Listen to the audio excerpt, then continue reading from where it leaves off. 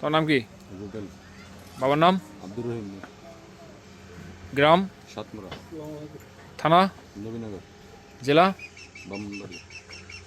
তোমার নাম কি? রাহিম। জোরে বলো। রাহিম। বাবার নাম কি? শাহজাহান। গ্রাম? সাতমুরা।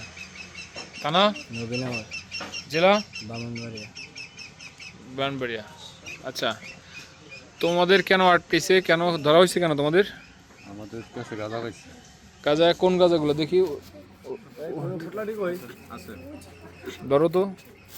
এগুলো কি তোমাদের? বের করো তো, দেখো তো। এই গাঁজা, গাঁজা এগুলো তোমার? তুমি আর ও আনছো? আচ্ছা, তোমরা এই কয় টাকার গাঁজা এখানে? 4,000 টাকা। কতবার আসছো এখানে গাঁজা নিতে? তুমি আসছো কতবার? আরো একবার, মানে এই দুইবার? মানে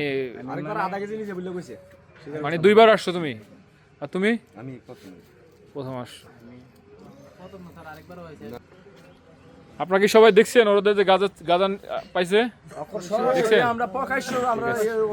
তাইলে কোথা থেকে আনছো গাঁজা? এনে বিলাল ভাইতে। বাড়ি কই বিলালের? এই লোহাছড়া গ্রাম। লোহাছড়া গ্রাম।